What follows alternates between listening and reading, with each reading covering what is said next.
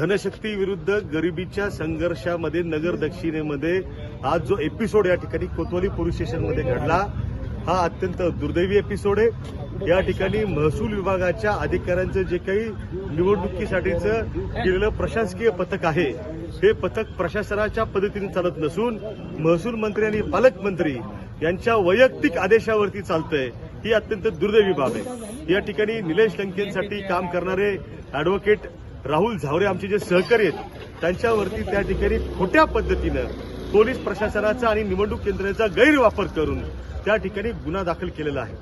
काय तर म्हणे त्यांच्याकडे 60,000 रुपये सापडले। अरे बरोबर आहे, 60,000 सापडले नाही सापडले याचा तपासात विषय सगळा पुढे येईल, पण तुम्ही अशा पद्धतीने या ठिकाणी गेले की 60 कोटी रुपये सापडले म्हणजे काहीतरी जनाची नाही मनाची तरी काहीतरी वाटायला पाहिजे की नाही। तुम्ही 4 तास झाले त्यांना इथं डिटेन मगापासून करून ठेवलंय। 3 लोकांना डिटेन केलं। ज्या ठिकाणी एमआयडीसी मध्ये आणि अन्य भागांमध्ये लाखो रुपयांच्या रकमा सापडल्या ते तुम्ही 10 मिनिटांमध्ये कार्य करून मोकळं केलं। मग ते पैसे कुणाचे होते?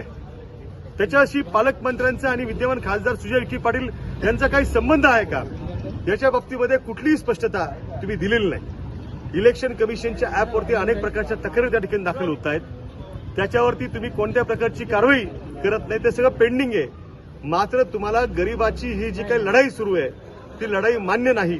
तुम्हाला लोकशाही मान्य नाही, तुम्हाला संविधान मान्य नाही। तुम्हाला आमच्या सगळ्या सामान्य कार्यकर्त्यांना त्या ठिकाणी अशा पद्धतीनं दबावामध्ये आणून त्यांचं मनोबल खच्चीकरण करण्याचा जो काही तुमचं षडयंत्र आहे त्या षडयंत्राला आम्ही महाविकास आघाडी म्हणून यत्किंचितही भीक घालत नाही। हे मी पालकमंत्री महोदयांना आणि आताच्या विद्यमान खासदारांना स्पष्टपणानं या ठिकाणी समजावून सांगतोय। तुम्ही हे लक्षात घ्या। तुम्हाला जे काही या ठिकाणी संघर्ष करायचा आहे तो तुम्ही लोकशाही पद्धतीने करा ना। असं तुम्ही कमरेखालची वार का करता?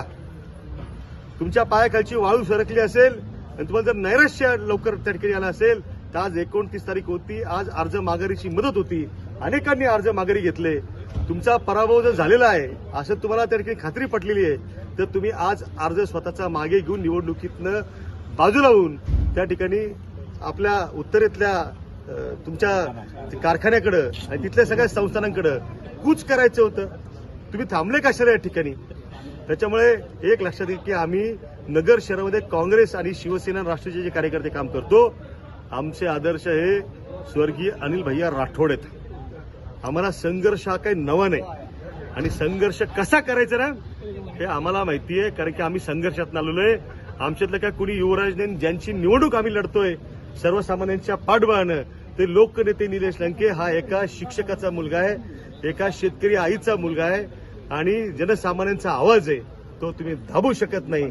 मला एकच इशारा या निमित्तानं द्यायचा आहे, तुम्ही अशी कितीही कटकारस्थाना करा, तुम्ही अशी कितीही षडयंत्र त्या ठिकाणी रचा, 13 तारखेपर्यंत अजून काय काय काय काय होईल हे सगळं नगरची दक्षिणेची जनता पाहणार आहे।